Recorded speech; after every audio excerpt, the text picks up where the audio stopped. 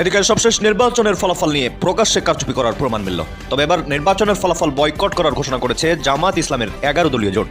জাতীয় সংসদ নির্বাচনে ম্যাজিক ফিগারের পর রেকর্ড গড়ল বিএনপি। জামাত ভয়াবহ সংঘর্ষে উত্তাল সারা দেশ।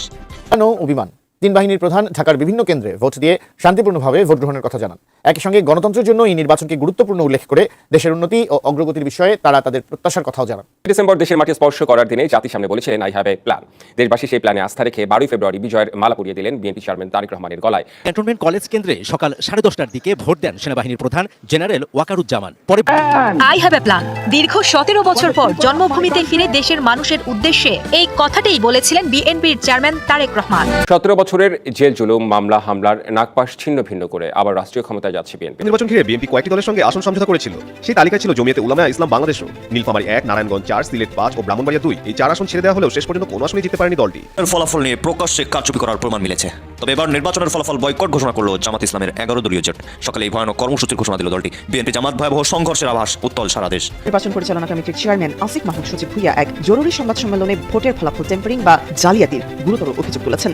আসসালামু আলাইকুম প্রিয় দর্শক, ভোট কারচুপি এবং সরকার গঠন করাকে কেন্দ্র করে এবার বেরিয়ে এসেছে চাঞ্চল্যকর তথ্য।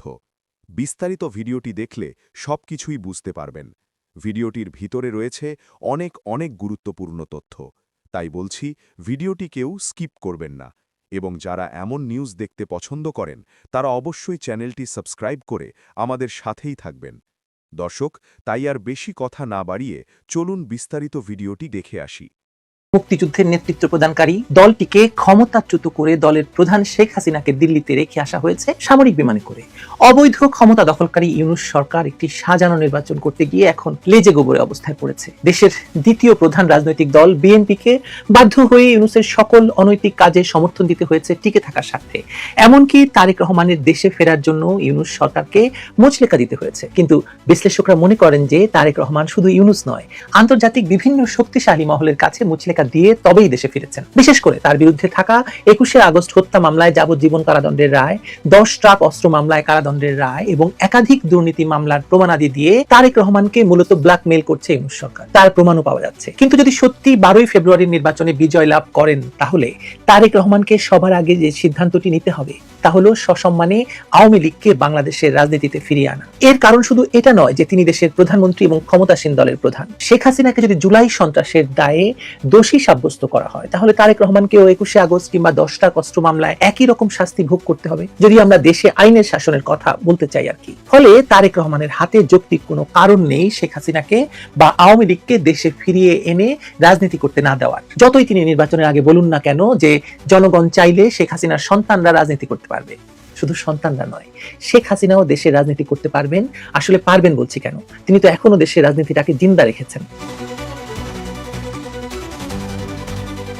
রাজনীতির এই জটিল সমীকরণের দৃশ্যপট কিন্তু খুব বদলাচ্ছে, দ্রুত বদলাচ্ছে।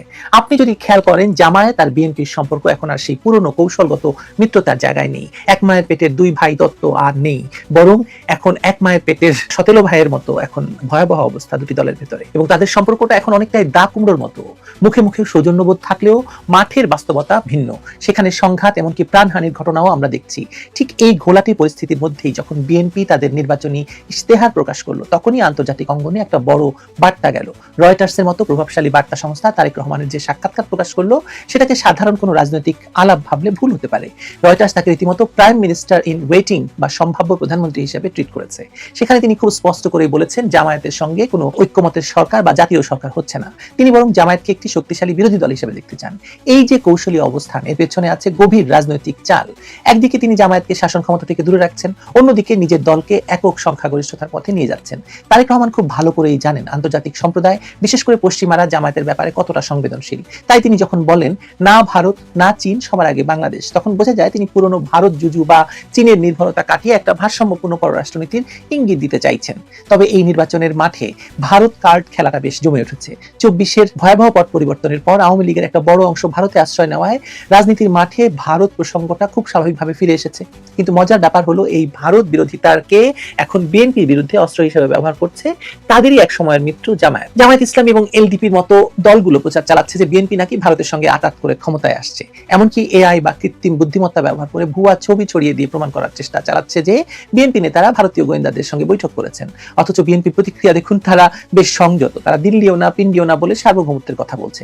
আসলে ডোনাল্ড ট্রাম্পের এই নতুন বিশ্ব ব্যবস্থায় যখন এক মেরুর দাদাগিরি শেষ হয়ে বহু মেরুর রাজনীতি শুরু হয়েছে, তখন অন্ধের মতো কোনো দেশের লেজুর বৃত্তি করাটা যে আত্মঘাতী সেটা হয়তো বিএনপি নেতৃত্ব অনুধাবন করতে পেরেছে। এখন প্রশ্ন হলো, এইসব সমীকরণের মাঝে আওয়ামী লীগের ভবিষ্যৎটা কি? দলটির সমর্থকরা হয়তো জয়শঙ্করের আমেরিকা সফর বা ভারতের নাড়াচাড়া দেখে আশায় বুক বাঁধছেন যে দিল্লি আছে তাদের পাশে, কিন্তু বাস্তবতা হলো এবারের তাদের যে পতনটা হয়েছে 2024 সালে, এটা অতীতের মতো নয়। 75-এর পর আওয়ামী লীগ যখন ঘুরে দাঁড়িয়েছিল তখন তাদের সঙ্গে তরুণ প্রজন্মের একটা বিশাল অংশের আবেগ ছিল। মাওলানা ভাসানীর মতো নেতা ছিলেন কথা বলার জন্য মাঝে মাঝে, কিন্তু গত 15-16 বছর দলটি নিজেদেরকে কিছুটা হলো জনবিচ্ছিন্ন করেছে, আর এখন সেই আবেগটাকে তারা কাজে লাগাতে পারছে না।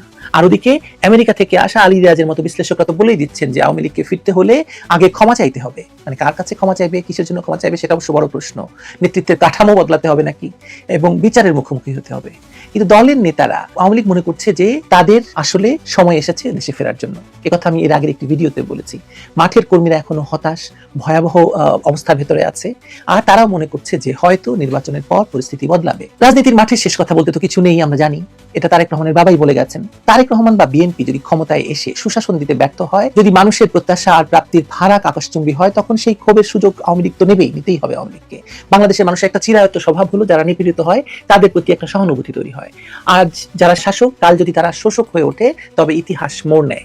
তারেক রহমান সম্ভবত এই সাইকোলজিটাও বোঝেন, আর বোঝেন বলেই রয়টার্সের সাক্ষাৎকারে আওয়ামী লীগের ফেরার পথটা পুরোপুরি বন্ধ করে দেননি, বরং সিদ্ধান্তের ভার জনগণের উপর ছেড়ে দিয়েছেন। কিন্তু জনগণ তো সিদ্ধান্ত দিয়ে দিয়েছে ইতিমধ্যেই। জনগণ তো এখন বলে আগেই ভালো ছিলাম, মানে আওয়ামী লীগের শাসনামলেই ভালো ছিল। আর তারেক রহমান যা যা প্রতিশ্রুতি দিচ্ছেন তার সবগুলো আওয়ামী লীগ করে ফেলেছে। ফলে তারেক রহমান নতুন কিছু বাংলাদেশের জনগণকে দিচ্ছেন না।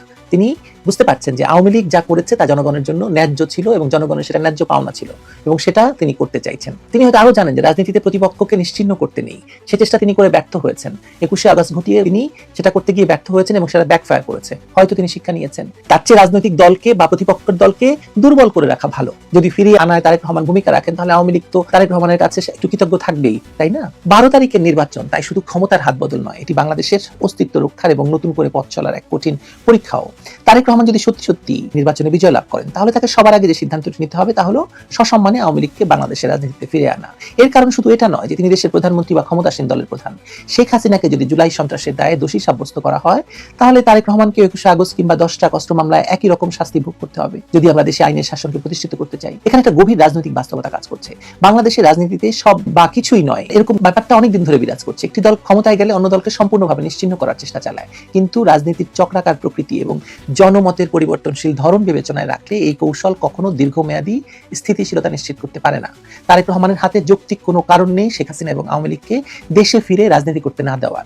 নিজের রাজনৈতিক ভবিষ্যৎ সুরক্ষিত রাখতে হলেও তাকে একটি অন্তর্ভুক্তিমূলক রাজনৈতিক পরিবেশ তৈরি করতে হবে। কারণ জামায়াতের সাথে একা জোঝার মতো ক্ষমতা, মানে ধরুন এখনো তার দল যদি আসলে ইউনূসের সরকারের অংশ না হতো, ইউনূসের বিরোধী হতো, তাহলে কিন্তু এই নির্বাচনে তিনি হয়তো জয়লাভ করতে পারতেন না, অংশগ্রহণ দেশে ফিরতে পারতেন না, তাই না? ফলে তাকে সিদ্ধান্ত নিতে হবে যে জামায়াতের মতো একটি শক্তির সাথে যুঝতে হলে তিনি একা পারবেন না। এই কথা আমি বহুগুলো ভিডিওতে বলেছি। যেখানে সব দল তাদের মতো করে রাজনীতি করার সুযোগ পায়, এরপর একটা পরিস্থিতি তাকে সৃষ্টি করতেই হবে। এটি গণতন্ত্রের মূলনীতি এবং এর বাইরে গিয়ে কোনো টেকসই সমাধান সম্ভব নয়। আর আন্তর্জাতিক রাজনীতির মাত্রা বিবেচনায় রাখলে বিষয়টি আরো স্পষ্ট। যুক্তরাষ্ট্র, ভারত, চীন সহ বিশ্বের প্রভাবশালী শক্তিগুলো বাংলাদেশের স্থিতিশীলতা চায়। একদলীয় আধিপত্য বা রাজনৈতিক সহিংসতা তাদের কারোরই স্বার্থে নয়।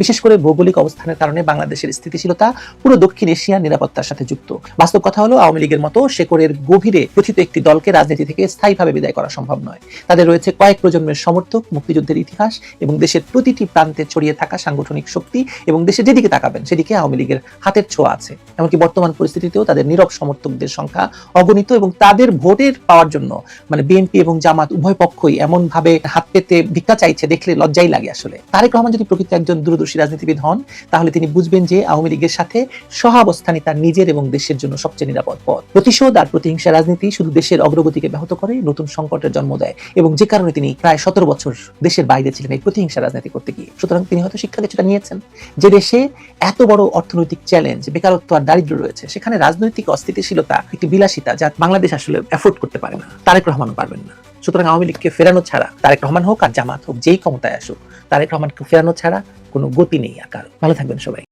দর্শক, আশা করি সম্পূর্ণ ভিডিওটি দেখেছেন এবং এই ভিডিওটি থেকে আশা করি আপনারা অনেক কিছুই বুঝতে পেরেছেন। দর্শক শ্রোতা, এই ভিডিওটি থেকে আপনার যদি কোনো মতামত থেকে থাকে তাহলে আপনার মূল্যবান মতামতটি অবশ্যই কমেন্ট করে জানিয়ে দেবেন। আজকের ভিডিওটি পর্যন্তই, দেখা হবে পরবর্তী ভিডিওতে। সে পর্যন্ত ভালো থাকুন, সুস্থ থাকুন, আল্লাহ হাফেজ।